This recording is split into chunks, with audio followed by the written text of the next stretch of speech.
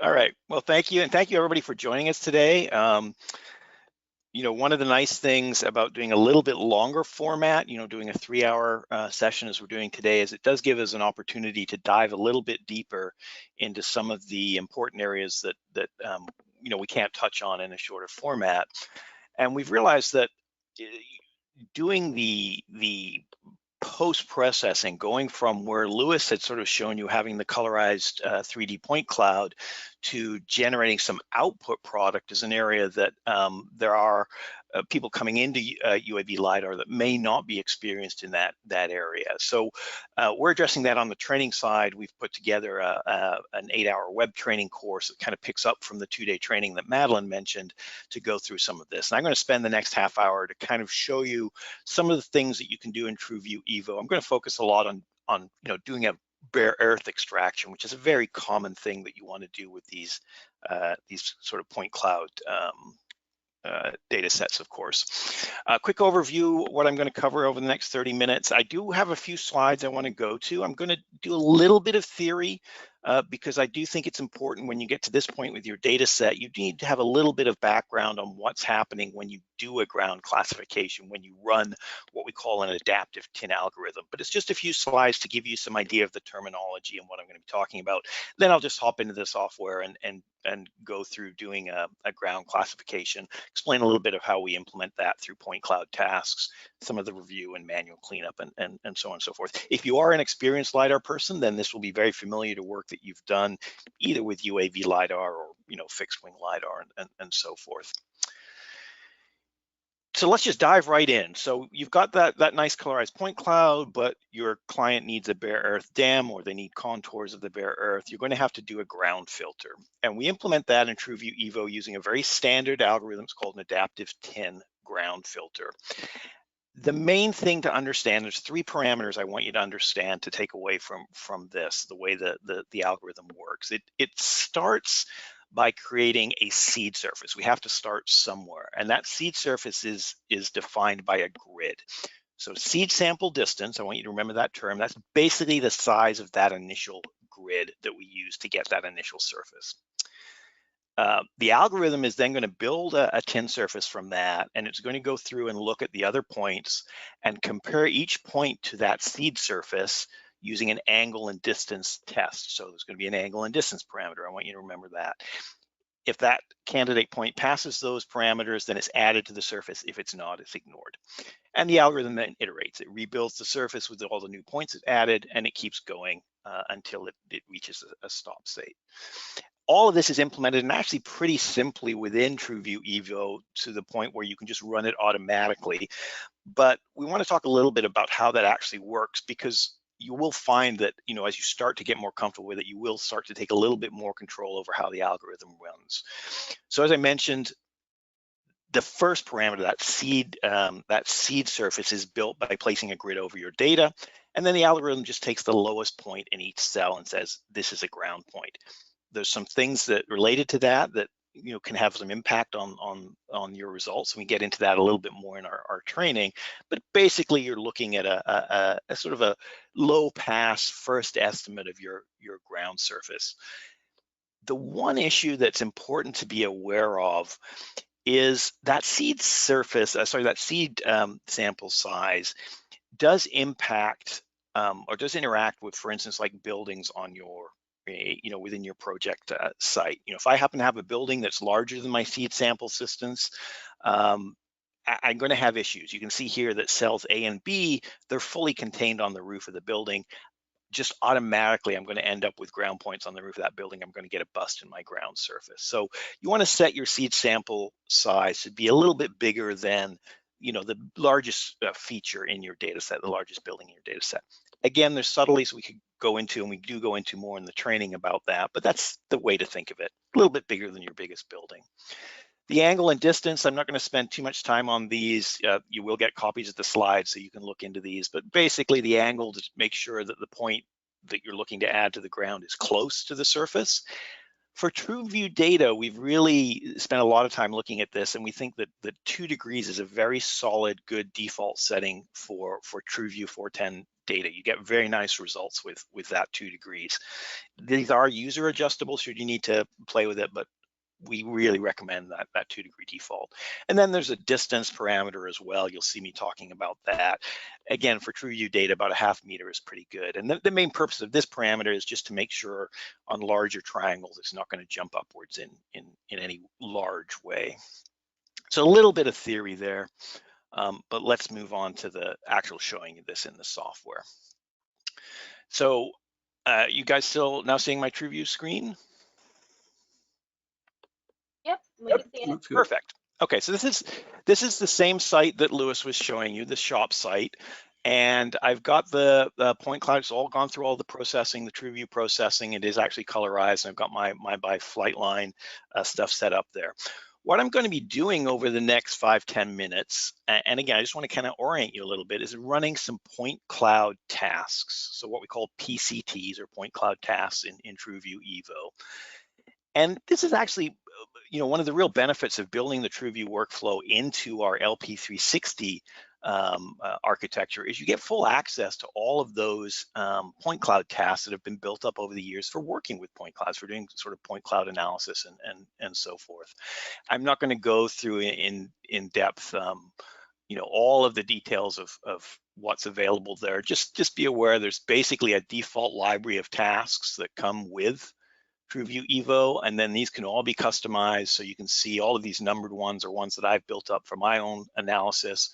You can create these libraries, you can import and export, you can share them with colleagues, exchange them with customers and clients. It's a very effective way for building up a library of analysis tools, macros or scripts essentially, that let you do really interesting and useful things with the point cloud data.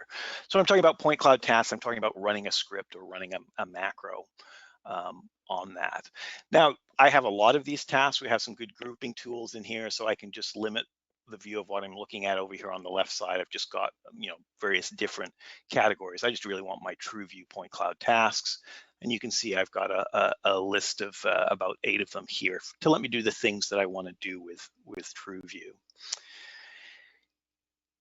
Now, I'll just mention just real briefly, because I know we do have some experienced LiDAR people here. If you're coming from the airborne side, if you've worked with airborne or helicopter data, you're probably familiar with doing some low noise filtering at this point. It's related to how those seed points are picked and wanting to get rid of low points first. We actually don't recommend that with TrueView 410 data. There's very little low point noise, that is significantly lower points that are going to bust your seed surface in the data. The data is quite clean. There is, of course, shot noise, and we'll talk a little bit how we deal with that a little bit later. But generally, we're not going to do any noise filtering unless we notice in the data set we've got some issues to work with. We can actually move directly on to doing the ground classification. So to do that in TrueView EVO, it's actually really very simple. You've got a standard TrueView ground using the default TrueView parameters I mentioned. That's already configured for you as a point cloud task. You just select that. And that's going to bring up this window here. These point cloud tasks are interactive. As a user, you can go in and change parameters and configure them the way that you want to be. For the most part, for a ground classification, if you're using the default parameters, not really a whole lot that you need to change. So I'm not going to change many of these parameters. With any of the point cloud tasks, of course, it's essentially think of it as a filter. I need to give that filter some input points, so some source points, and then tell it what class to put those points in if they pass the filter. If you're not familiar with classes, that's just a standard thing that people work with LiDAR data. There's a standard class table that's part of the ASPRS LAS standard. Class 2, for example, means a ground point. Now, there's a lot of power in this. Should you need to do some additional tweaking or configuring the point cloud tasks. I'm just going to pull another window over here. If I can find it on my other screen, yeah.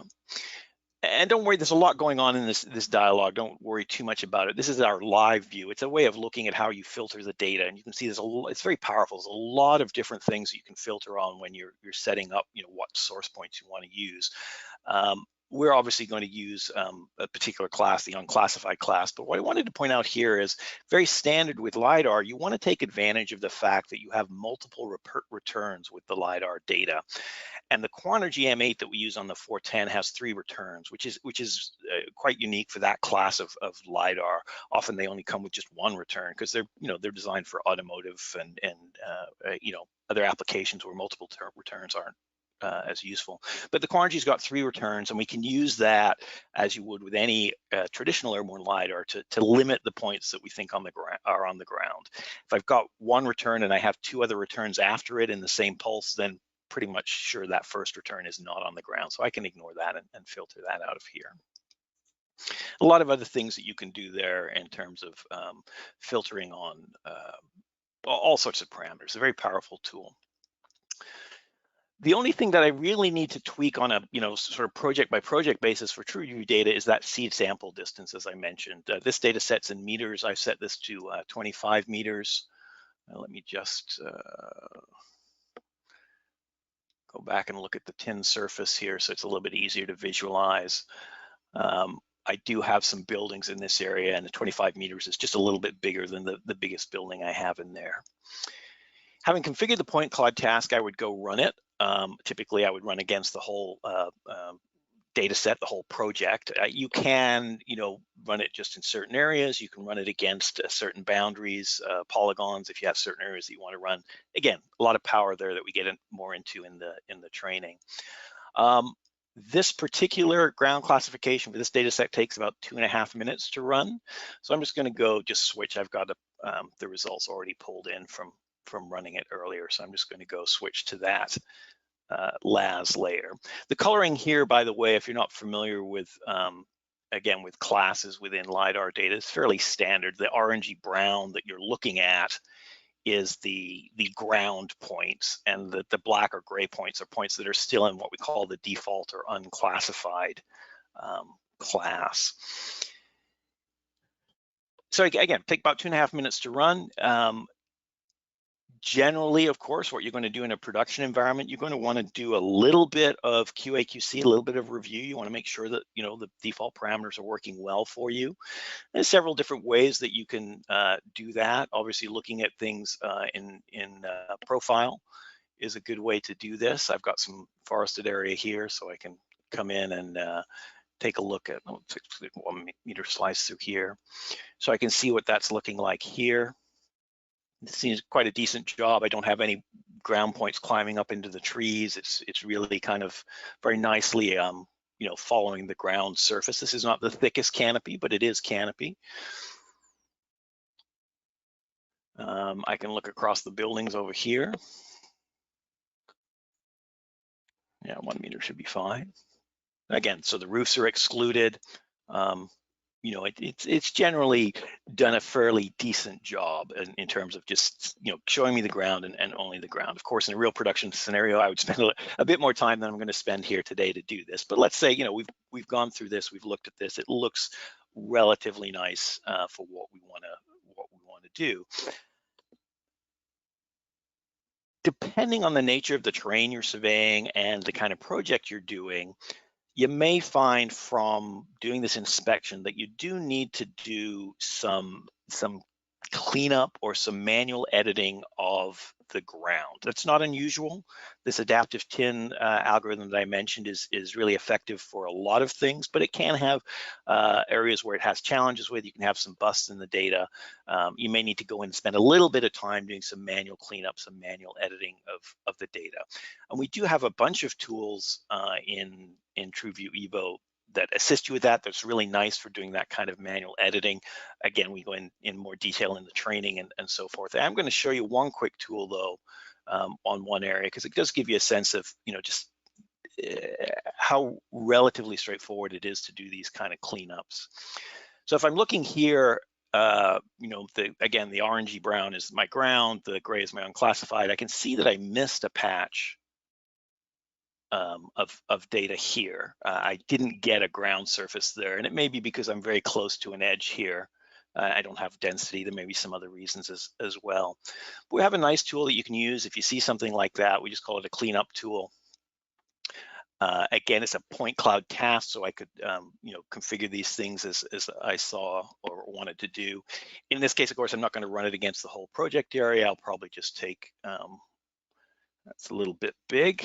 I'm just going to use a stamp here. That's fine.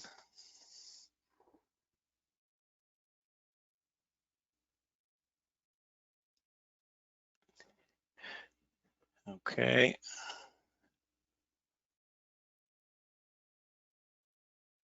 I'm not sure why that backed up on me there. Let me just do this way.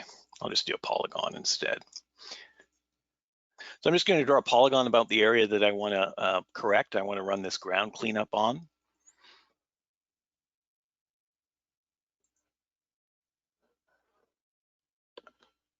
And for some reason, that's also not working.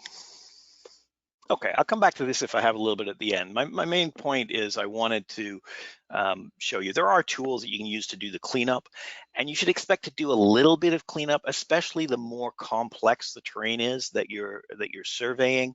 If you have a lot of forested areas, if you have a lot of relief in your topography, if you've got a lot of buildings, large and small, the more complex the scene you're scanning, the more you'll expect to do a little bit of cleanup on everything. There's an additional step that we want to do in the workflow with TrueView that's it's really important, especially with working with again, what I call the automotive class of LiDAR, TrueView 410 and other kind of systems. If you've worked with data from these kind of systems, you know that they can have a lot of shot noise. Lewis mentioned this. I think he referred to it as fuzzy. That's typically how I call it as well. It's just, they're just, they're very solid, very good LiDARs. They're just not at the high survey grade level, of an Optec or a Regal system. And you see that if you zoom right in on the data. I'm just going to thicken those points up a little bit so you can see them. Let me just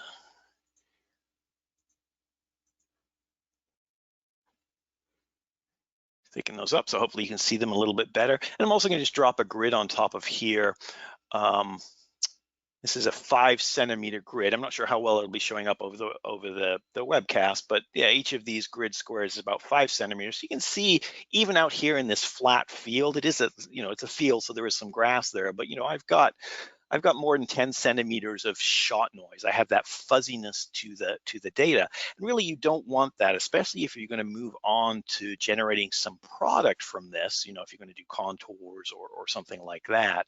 So we've implemented in TrueView EVO, and for those of you who may be customers of ours, also in LP360 Advanced and LP360 SUAS, a new LAS smoothing algorithm. This is quite new. You won't have it in your latest release build, but if you're interested in it, certainly let us know. We're looking for people to help us get this out there and understand how it's working. Works really nicely on this kind of data, Quantigy data, or you could even use it on another system, Velodyne data or something like that. Again, it's run as a point cloud task. And I have it here. It's actually, the implementation I think is really nice. It's actually a very, very simple point cloud task. There's really nothing that the user needs to configure to get it to run nicely, to run properly. You basically just have to tell it what points you want smoothed, how you're going to select those points, and where to write or output the smooth points. So we create a new LAS file from the smoothing algorithm.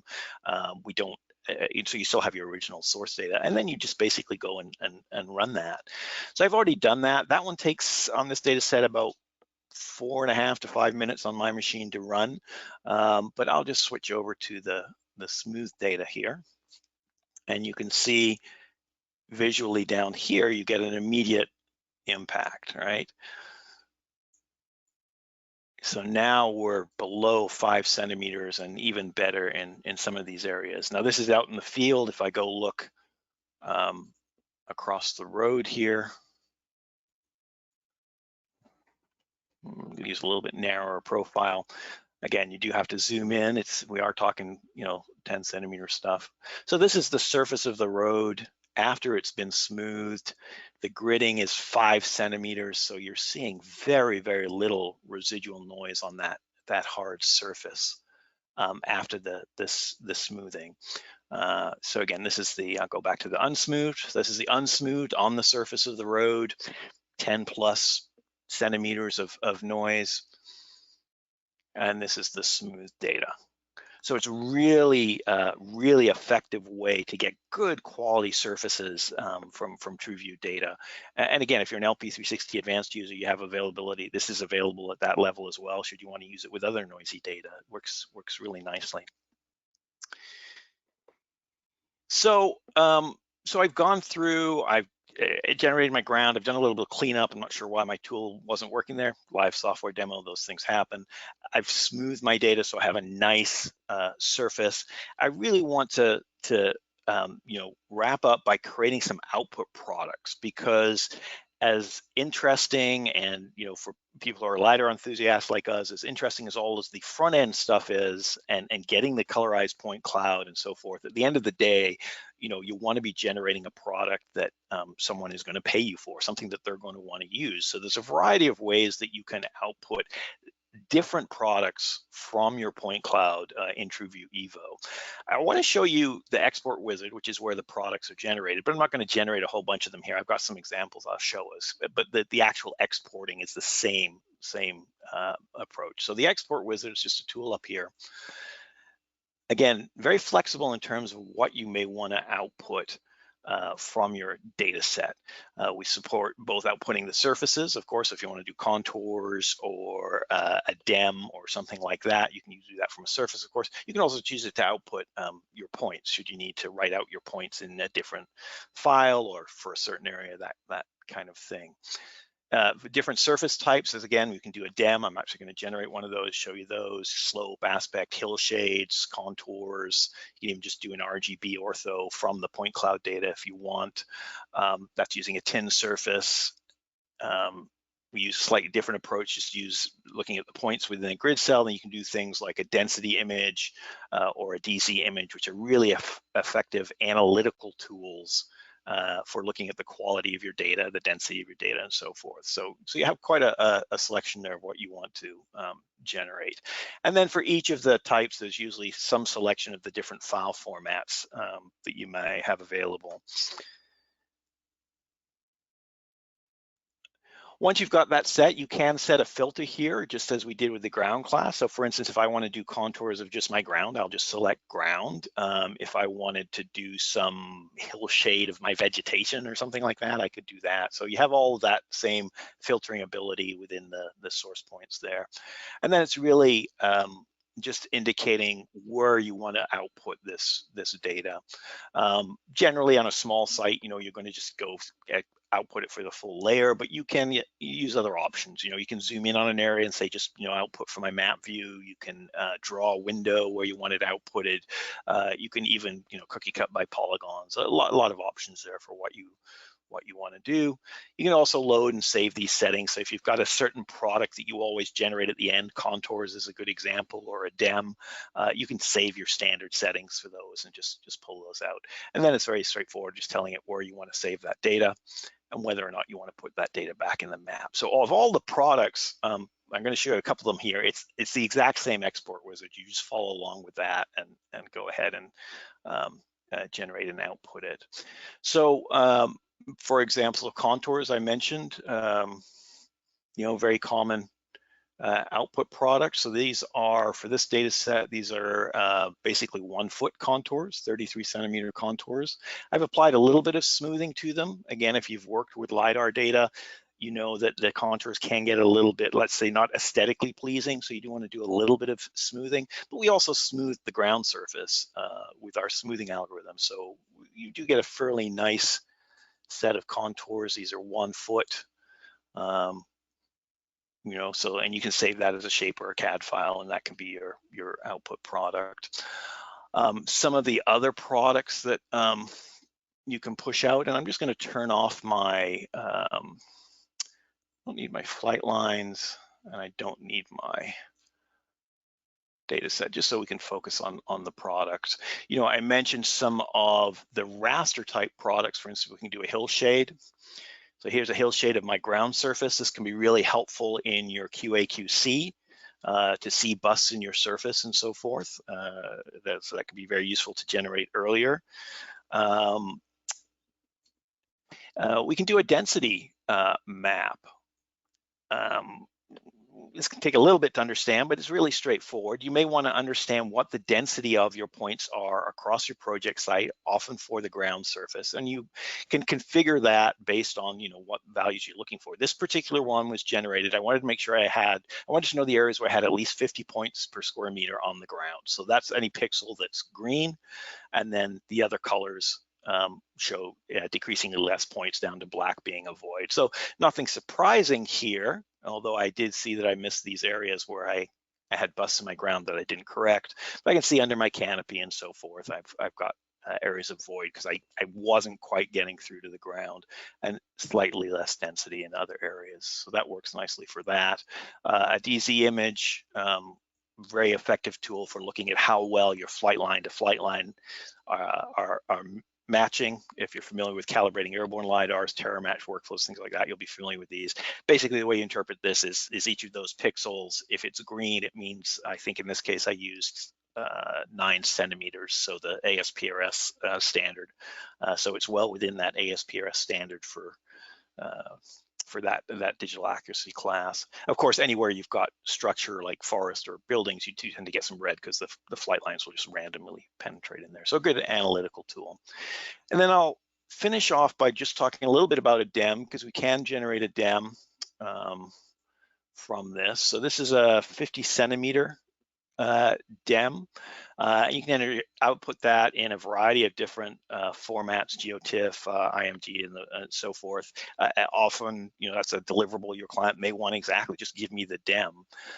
What I often like to do, a very standard thing you can do as well, is I can take this DEM and I can actually, it seems a little counterintuitive, but I can bring that back in as a point DEM. So I've taken my points, I've rasterized them, and then they've gone generated a point DEM as well. But the difference is, in terms of from a product perspective, I'm not sure how well, hopefully you're seeing there, those points are now on a regularized grid. That is, I've got an elevation point every 50 centimeters apart. And that can be very effective if you're either you yourself or your client is passing the product off to some downstream modeling software, many of which still don't necessarily work very well with sort of these randomized dense point clouds you get from LiDAR. They're looking for a regularized grid of points, so you can output that very quickly, very nicely from that. And again, in a variety of different formats. This one's GeoTIFF. And then where I'll just end up here is I do kind of want to show, so this is the area that was under that canopy on the west side of the project. It's a 0.5 meter DEM that's generated from the TrueView 410 data. As Lewis mentioned, no additional calibration was done beyond the system calibration using the system calibration file in TrueView. I just did a very straightforward default ground classification. I didn't tweak any parameters, and we're still getting quite nice topography beneath that canopy. It's not the thickest canopy in the world, but it's definitely canopy there. You can see the stream structure, you can see some of the side channels and so forth. So I think a really good example of the ability to get really good quality data from a TrueView 410, something that, you know, you can generate good product from in a variety of formats, contours, DEMs, hillshades, you know, something that your customer wants, that they're going to pay you for, unless, you know, you have some of those nice customers who actually just want the full point cloud, which is great as well. So that's towards the end of my half hour. If we have any